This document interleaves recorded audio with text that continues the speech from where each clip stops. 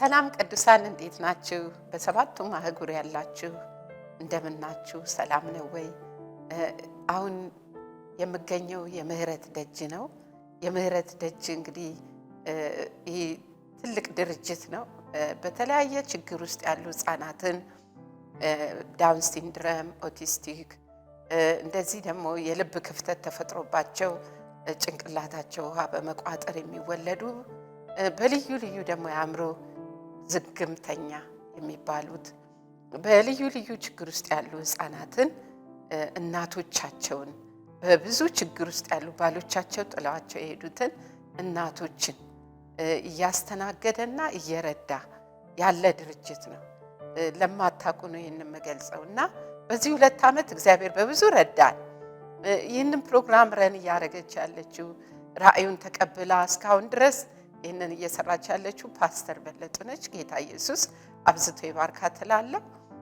እንግዲህ ከ2 ዓመት በላይ የሆነው ይህ ድርጅት ለገጣፎ መግቢያው ላይ ቤት ተከራይቶ እነዚህን እናቶችና ህፃናትን በመርዳት ላይ ይገኛል። ልጆቻቸውን እንግዲህ እያዘሉ ልብስ በማጠብ ሰው ቤት ስራ በመስራት ዘግተውባቸው አስራዋቸው እየሄዱ በብዙ ስቃይና ምጥ ውስጥ የሚገኙትን እናቶች ነው እየለየ የሚያስተናግደው ይሄ ድርጅትና እንግዲህ እስከ ዛሬ ድረስ አብራችሁን ስትረዱን ስታግዙን በተለያየ አይነት ነገር በሐሳብ፣ በጸሎት፣ በቁሳቁስ፣ በገንዘባችሁ አጠገባችን ስትቆሙ የነበራችሁ ሰዎችን በአጠቃላይ ማመስገን ፈልጋለሁ። እግዚአብሔር ዘመናችሁን ይባርክ፣ ኑራችሁን ይባርክ፣ ህይወታችሁን ይባርክ፣ ልጆቻችሁን ይባርክ። እኔ ከመጽሐፍ ቅዱስ ደስ የሚለኝ ክፍል አለ። ሲፓራና ፉሃ እነ ሙሴ በሚገደሉበት ወንድ ይገደል በተባለበት ጊዜ የእስራኤላውያንን የሚያዋልዱ እናቶች ነበሩና እነሱ ፈርዖን ጠርቶ ሲያስጠነቅቃቸው አይ አንገድልም፣ የእስራኤላውያን እናቶች ኃያላን ናቸው፣ እኛ ሳንደርስ ነው ልጆቻቸው የሚወልዱት ብለው ተናገሩ። መናገር የምፈልገው ክፍል አለ። እግዚአብሔር ይሄንን ስላረጉ ህይወት እንዲቀጥል ስላረጉ የዘላለምን ቤቶች ሰራላቸው ይላል። ወገኖቼ ዛሬ እኔ መናገር የምፈልገው አንድ ነገር አለ። ባለፈው ሳምንት አካባቢ ለንደን ውስጥ ትልቅ ፕሮግራም ተዘጋጅቶ ነበር ፈንድሬዝ የማድረግ ለነዚህ እናቶች ለነዚህ ህፃናት። ምክንያቱም አንደኛ የሚሰጣቸው ለአንዳንዶቹ 3000 ብር 5000 ብር እንደዚህ ነው የሚከፈላቸው። መተው ደግሞ በየቀኑ ቁርስ፣ ምሳ፣ መክሰስ የሚውሉበት ቦታ ነው ይሄ ለገጣፎ ያለው ቦታና 10 15 20 የሆኑ እዛ ገላቸውን ታጥበው የተለያየ እረፍት አድርገው የሚውሉበት ቦታ ነው። ግን ከዚህ በኋላ ደግሞ ራእዩ እየሰፋ ደጅ ደግሞ ብዙ እናቶች እያለቀሱ አሉና እባካችሁ ጎናችን ቆሙ ብለው ፓስተር በለጡ እህቷ ቅድስት እግዚአብሔር ይባርካት ይህንን ፕሮግራም በማዘጋጀት ብዙ ሰው ቀኛቸውን ሰጡ። በለንደንና በአካባቢዋ የምትገኙ የተወደዳችሁ ቅዱሳን ወገኖቼ ስላደረጋችሁት በዚህ በምህረት ደጅ የነበረውን ታላቅ የሆነውን አንድነት በአንድነት ደግሞ ያላችሁን ለመቁረስ ደግሞ አብሮ ለማገልገል ልባችሁን ስለሰጣችሁ በመጀመሪያ አስተባባሪ የሆናችሁትን በሙሉ እግዚአብሔር ይባርካችሁ ማለት ወዳለሁ። በልብ ቅንነት ተነስታችሁ በራሳችሁ አነሳሽነትና ወጪ እኛም አብረን እንቆማለን ብላችሁ እነዚህ በብዙ የተቸገሩ እናቶችን ልትደግፉ ስለወጣችሁ የሰማይ አምላክ እግዚአብሔር ይባርካችሁ ማለት ወዳለሁ። ሌሎቻችሁን በእውነት ቪዲዮዎቻችሁን ስናይ ፎቶአችሁን ስናይ በደስታ በሳቅ በአንድነት ኢትዮጵያ ያላችሁ እስኪመስል በሚያስቀና ህብረት በዚያ የነበራችሁትን ቆይታ አይተን እጅግ እግዚአብሔርን ባርከናል፣ አመስግነናል። ስላደረጋችሁት ስለሰራችሁት በሙሉ የሰማይ አምላክ እግዚአብሔር ይባርካችሁ። ያደረጋችሁት የሰራችሁት ደግሞ ልትሰሩ የተነሳችሁትን ብዙ መነሳሳት እንዳለ አይቻለሁ። ገና የምትቀጥሉ እንደሆናችሁ በጣም አምናለሁ። በጥቂት ነገር ተጠይቃችሁ በአጭር ጊዜ በአንድነት አብራችሁ ስለቆማችሁ እነዚህ ማን ነው የሚደግፈን ማን ሰው ይለናል ብለው ተስፋ ቆርጠው መርገም እንደታቀፈ ልጅ በወለዱበት በረከቴ ነው ከማለት እንደ መርገም በተሸከሙበት እንደምታውቁት ባህላችን ኑሯችን አኳኋናችን በሙሉ የኢትዮጵያን ባህል ሁላችሁም እንደምታውቁት እንዲህ አይነት ልጅ ያለውን ሰው ማስጠጋት እጅግ በጣም ብዙ ዋጋ የሚያስከፍል ሆኖ ሳለ እግዚአብሔር ግን እነዚህን አምኖ የሰጣቸውን እናቶች ለማሳረፍ ደስታቸውን ለማየት ረፍት እንዲሆንላቸው ለማድረግ እግዚአብሔርን ማገልገል ነው ወገኖቼና የት ሄደን እናገልግል ለሚል ይኸው በሩ ተብሎ በተከፈተላችሁ አብራችሁ ሰራተኞች ስለሆናችሁ የእስራኤል ቅዱስ እግዚአብሔር ይባርካችሁ። ስላሳያችሁት ፍቅር ስላገለገላችሁት ማገልገል አብረን አለን ስላላችሁ እግዚአብሔር በር እንደከፈተላችሁ አምናችሁ ስለተገኛችሁ ስለናንተ የሰማይን አምላክ እግዚአብሔርን እጅግ አድርገን እናመሰግናለን። በእርግጥ መታችሁ ብታዩ ዛሬ ለምሳሌ አንዲት ሕፃን ልጅ እናቷን ስትበላ ለማንሳት ተነስቼ አቅፌ ላግዛት ተነስቼ እንዴት እንደሚከብድ ጭንቅላቷ በጣም ትልቅ ነው። ሌላው አካላቷ ግን በጣም ቀጭን ነውና ለመያዝ ባላንስ ለማድረግ አስቸጋሪ ነበር። ቆም ብዬ ይቺ እናት ያሳለፈችውን ቀናቶቿን ወራቶቿን አመታቶቿን አስቤ እንዴት አይነት ጸጋ ነው እውነት እቺን እናት አንዲት ደቂቃ ለመያዝ እኔ አቃተኝ። ለሷ ግን ይሄ ሆኗል። ግን እንድትበላ ነው ያስኩላት። በልታ ስትጨርስ ደስተኛ ሆነች።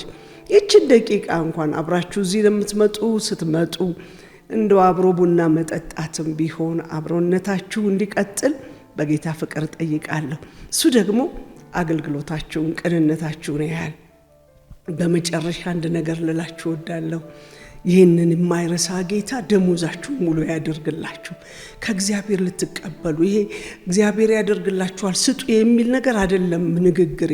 ነገር ግን እግዚአብሔር በቅንነት በሄዳችሁት በራሱ መስፈሪያ ይሰፍራል። ታዲያ ሲሰፍር 10 ብር ለሰጠህ 100 ብር ይሰጣል የሚል አይደለም። ጎዶሎን እየሞላ ባስፈላጊ ነገሩ ምናልባት ጤንነት ለሌላችሁ ጤናችሁን ሙሉ አድርጎ ሰላም ያጣችሁት ሰላማችሁን መልሶ አቅም ለሌላችሁ ጉልበትና ብቃት ሆኖ እግዚአብሔር አምላክ በሱ ምህረትና ቸርነት የነፍሳችሁን ጎዶሎ በመሙላት የእግዚአብሔር ታላቅ ነገር ያደርግላችኋል። ለነገሩ 100 200 እጥፍ ደግሞ እንደሚሰጥ ቃሉ ስለሚል ያደርጋል። ይሄ ስለሚሆንላችሁ አድርጎ አይደለም።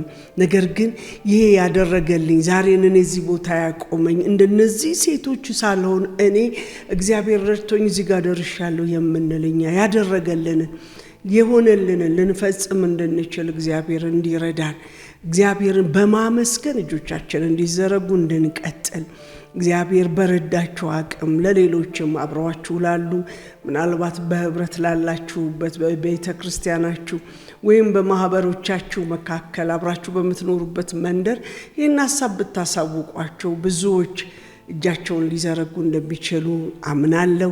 እግዚአብሔር አምላክ ይባርካችሁ ለበረከት ሁኑ እላለሁ። ደግሜ ይህንን በፈቃዳችሁ ያስተባበራችሁትን ወገኖቼ በእውነት በእቴን ኪዲን ፊተኛ አድርጌ በተለይ በዚህ በግሩፕ ደግሞ ዲስከስ እያደረጋችሁ ያላችሁ ወገኖቼ በሙሉ የእስራኤል ቅዱስ እግዚአብሔር ይባርካችሁ ለበረከት ሁኑ።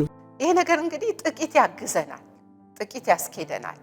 ምክንያቱም ይሄ ፓስተር በለጡ የጀመረችው ፕሮግራም እናቶችን እና ልጆችን ብቻ ሳይሆን እዚህ የመጡ ማያርፉ ግን ቤት የሚረዱ ከቫይረሱ ጋር አብረው የሚኖሩ የቤት ኪራይ የሚከፈልላቸው ምንም ድምጽ የሌላቸው ግን በየወሩ የሚገባላቸው ሰዎች አሉ። ብዙ ነው። ከ100 በላይ እናቶች የሆኑ ናቸው የሚረዱት። እና ይሄ ደግሞ በአንድ ሰው ብቻ የሚሆን አይደለም። በአንድ ጊዜ ፈንድሬዚንግ የሚሆን ብቻ አይደለም። እሱ ጋር ምንቆመው ጉዳይ አይደለም። ምክንያቱም እርዳታው እስከቀጠለ ድረስ ይሄ ፈንድሬዚንግ መቀጠል አለበት። በዓለም ዙሪያ ያላችሁ እናቶች ወንድሞቻችን እባካችሁ ይህንን ፕሮግራም በየሀገሩ ብናስቀጥለው፣ አውሮፓ ውስጥ ብናረገው፣ አሜሪካ ውስጥ ብናረገው፣ አትላንታ ውስጥ የአትላንታ ቤተክርስቲያን ብዙ ጊዜ ከጎናችን ይቆማሉ። ቦስተን ያላችሁ ይህንን ነገር ብታዘጋጁ። እንግዲህ እነዚህ እናቶችን በቋሚነት ከመርዳት አንድ አባባል አለ ሁላችንም የምናውቀው፣ አሳ አጥምደህ ከምትሰጥ አሳ አጠማመዱን አስተምረው ይባላል። ይሄ ሁላችንም ላስታውሳችሁ ብዬ ነው፣ የምናውቀው ነገር ነው። እና ሁሌ አሳ እያጠመድን ከምንሰጣቸው ራሳቸውን የሚችሉበትን ነገር ብናደርግ የሚልም ሀሳብ አላት ፓስተር በለጡ። እና ይሄንን ነገር እንጀራ ቢጋገር፣ ባልትና ነገር ቢሰራ፣ ከቤት ኪራይ ባለፈ ነገር ቢደገፉ። ምክንያቱም ብዙዎቻቸው እንደዛም ሆነ ልጆቻቸው ትምህርት ቤት ገብተዋል። የትምህርት ቤት ክፍያቸው የሚያስፈልጋቸው ከዛ ከነዚህ ከችግረኞቹ ልጆች ላይ ደግሞ የወለዷቸውም ልጆች አሏቸውና ፍላጎቱ በጣም ከፍተኛ ነው። እናቶችን የማሳረፍ ልጆቻቸውን የማሳረፍ ዓላማ ነው። የመረደጅ ዓላማው ትልቅ የእናቶችና የልጆች ረፍት ነው።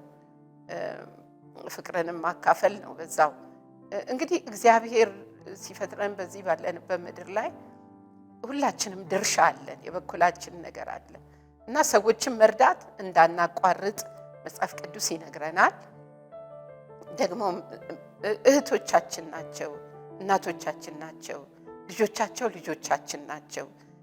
እኔ ብሆንስ የሚለውን ነገር ሳስበው በየቀኑ ነው ችግራቸው እየጨመረ የሚሄደው። የልጆቹ ሁል ቀን አዲስ ነው። እኔ ባየኋቸው ጊዜ ችግሮቹ አዳዲስ ናቸውና በጣም ነው የሚከብደው። አንዳንድ ሰው ለማየትም ሊከብደው ይችላል። ግን ምንድነው በገንዘባችን እናግዛቸው ባካችሁ። የዘላለም ቤቶችን መስራት እኮ ነው፣ መዝገብን በላይ መሰብሰብ እኮ ነው። ምክንያቱም ለድሃ የሚሰጥ ለእግዚአብሔር ያበድራል። ይህን ቃል ስናስብ ደግሞ በቸገረው ቀን ኮኑ ሰው ብድሬን ስጠኝ ይላል አይደል እንዴ? ሰውን እንኳን ብድሬ ይመልስ ይላል። እና አሁን መናገር የምፈልገው በይበልጥ በተለያየ ክልል ውስጥ ከተሞች ውስጥ ይህን ስራ መስራት እንችላለን። ጅማ ላይ፣ ድሬዳዋ ላይ፣ አዋሳ ላይ፣ ባህር ዳር ላይ የተለያዩ ከተሞች ይህን ፕሮግራም ማድረግ እንችላለን። እዚሁ ከተማ ደግሞ በየቸርቹ ይህን ፈንድሬዝ ማስተባበር እንችላለን። የእህቶች ህብረት ብዙ ጊዜ ደውላችሁ ወይም መንገድ ላይ ስታገኙኝ እመጣለሁ ስልክሽን ስጭኝ ያላችሁኝ አላችሁ። እህቶችን ይዤ እመጣለሁ ግን አላየኋችሁም፣ አልመጣችሁም። በዚህ አጋጣሚ መናገር ፈልጋለሁ። እንደዚህ የምትሉ ሰዎች እህቶቼ እባካችሁ 10 ሆናችሁ 20 ሆናችሁ 30 ሆናችሁ 50 100 እንደዚህ ትንሽ ነገር ቡና አፍልቶ ፈንድሬዝ ማድረግ ይቻላልና ያን ወር እኔ እዘጋለሁ ብትሉ ራሱ የ2 ወር የ3 ወር የ6 ወር የዓመት ቤት ኪራይ መክፈል እንግዲህ በየወሩ የቤት ወጪ ራሱ ከ50,000 ብር በላይ ነው። ውሃ ተገዝቶ ነው፣ ቤት ኪራይ አለብን። እንደገና እነሱን ለማቋቋም የተለያየ ምጣዶች ያስፈልጉናል፣ እጅ ስራዎች ያስፈልጉናል፣ የባልትና ግብአቶች፣ እህሎች፣ ብዙ ነገር ያስፈልገናልና አንዴ መሬት የረገጠ ነገር ብናረግላቸው ከዛ በኋላ ራሱን በራሱ እየረዳ ይሄዳል። እግዚአብሔር ፓስተር እኮ ዘር አላቸው።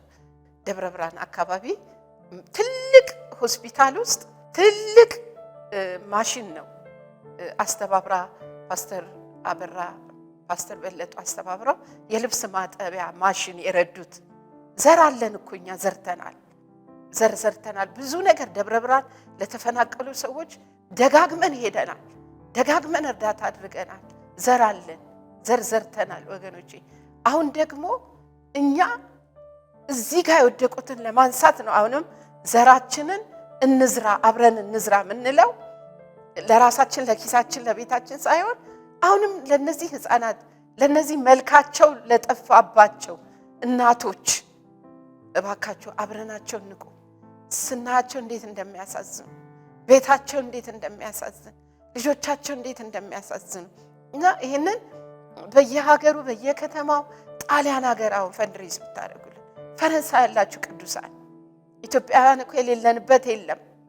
በቃ ምንም ይሄው ኮንትሪቢዩት አድርገን ልከናል፣ በአካውንታችሁ ውስጥ አስገብተናል ብትሉ ሰርፕራይዝ አድርጉን። እውነቴን ነው የምለው። አንድ ልብ ካለን ቁርጠኝነት ካለን እንችላለን። እግዚአብሔር ደግሞ እኛ የደጁን ህዝብ ስንሰራ የኛን ቤት ይሰራል፣ የኛን ልጆችን ይሰራል። የኛን ልጆች ለወግ ለማድረግ ያበቃል። ስለዚህ ወገኖቼ እንደዚህ ብዬ ማባበልም መጽሐፍ ቅዱሳዊ ስለሆነ ነው ይሄንን መነግራችሁ። እግዚአብሔር ራሱ እኮ ያባበለን ሕዝብ ነን፣ ያባበለን ትውልድ ነን። እኛ እኮ ከተያያዝን እንችላለን። በየሀገራቱ ያላችሁ እኔ ያለሁበት ሀገር ምንም ሰው የለም የምትሉ አንድ ሰው መያዝ ትችላላችሁ። ሰው ለመርዳት ሰው ለማገዝ አንዳንድ ጊዜ ጾም እንይዛለን አይደል? ቁርሳችንን ምን ተወውን እኮ ለእንደዚህ አይነት ቦታ ኮንትሪቢዩት ካላደረግን ምንድነው የሚሆንብን? ቆጠብን እንጂ ምግባችንን እግዚአብሔር መንግስት ላይ ኢንቨስት አላረግ ነው። ስለዚህ አንዳንድ አብያተ ክርስቲያናት 40 ቀን ስትጾሙ፣ 21 ቀን ስትጾሙ የህዝቡን ቁርስ ወጪ የምሳውን ወጪ ሰብስቡ ብላችሁ ለዚህ ለምህረት ደጅ ገቢ ብታረጉስ? ይሄ እኮ ግዴታችንም ነው። ግዴታችንም መብታችን ብቻ አይደለም፣ ያስቀመጠው ቃል ነው። ይሄ ብቻ አይደለም፣ ሰውነትም አለ። ሰው መሆናችን ያስገድደናል። የሰው ስቃይ ማየት የሚዘገንነን ከሆነ ያንን ስቃይ ደግሞ የሚያሳርፉ እያዩ ያጫወቱ ያቀፉ እያስተናገዱ እያኖሩ ያሉትን ሰዎች ማገዝም ደግሞ አለብን፣ ማገዝ አለብን ወገኖቼ። እንግዲህ በዓለም ዙሪያ ሁሉ ትሰሙኛላችሁ። ይህንን ፕሮግራም የምታዳምጡ የምትመለከቱ ሁሉ አጠገባችን ሁኑ። ወንድሞቼ፣ እህቶቼ፣ እናቶቼ፣ አባቶቼ አጠገባችን እንድትሆኑ ሰርጋችሁን እኛ ጋር ማድረግ ትችላላችሁ። ልደት እኛ ጋር ማድረግ ትችላላችሁ። ልዩ ልዩ የምስጋና ፕሮግራም ከነዚህ እናቶች ህፃናት ጋር አብራችሁ መሆን ትችላላችሁ። አንድ ቀን አጫውታለሁ ማለት ትችላላችሁ። ብዙ በሮች ክፍት ናቸው። ምን አይነት በር? ስራ የሞላበት በር እና በየሀገሩ እንደዚህ አይነት ፈንድሬዚንግ አድርጉ፣ ደውሉልን። በታች በሚለቀቀው አካውንታችን ገንዘብ አስገቡ። እግዚአብሔር ይባርካችሁ። ተከናወኑ። ቀኛችንን ስለምትደግፉ አብራችሁን ስለምትሆኑ በጣም እናመሰግናለን። ተባረኩ።